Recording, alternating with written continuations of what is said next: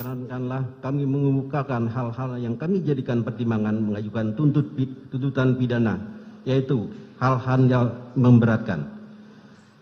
Perbuatan terdakwa mengakibatkan hilangnya nyawa korban Nofriansah Yosua Huta Barat dan duka yang mendalam bagi keluarganya. Terdakwa berbelit dan tidak mengakui perbuatannya dan memberikan keterangan di persidangan. Akibat perbuatan terdakwa menimbulkan keresahan dan kegaduhan yang meluas di masyarakat. Perbuatan terdakwa tidak sepantasnya dilakukan dalam kedudukannya sebagai aparatur penegak hukum dan petinggi Polri. Perbuatan terdakwa telah mencoreng institusi Polri di mata masyarakat Indonesia dan dunia internasional. Perbuatan terdakwa telah menyebabkan banyaknya anggota Polri lainnya turut terlibat. Hal-hal yang meringankan tidak ada.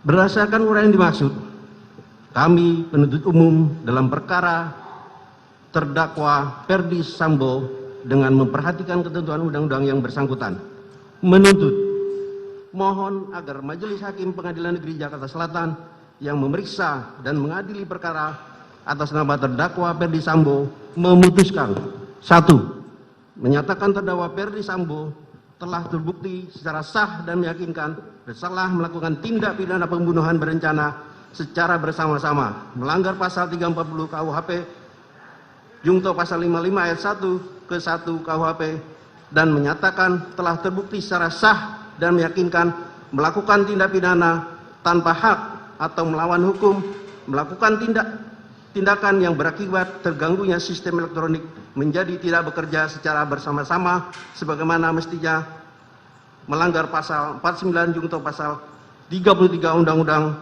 nomor 19 tahun 2016 tentang perubahan atas Undang-Undang nomor 11 tahun 2008 tentang informasi dan transaksi elektronik Jungto pasal 55 ayat 1 ke 1 KUHP sebagaimana dakwaan ke-1 primer dan dakwaan kedua pertama primer. Menjatuhkan pidana terhadap terdakwa dengan pidana seumur hidup.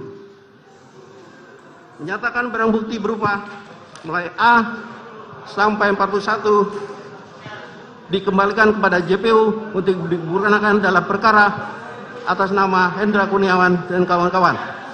4. Membebankan biaya perkara kepada negara.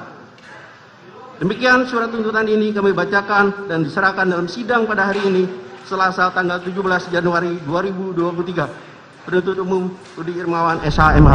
Demikian.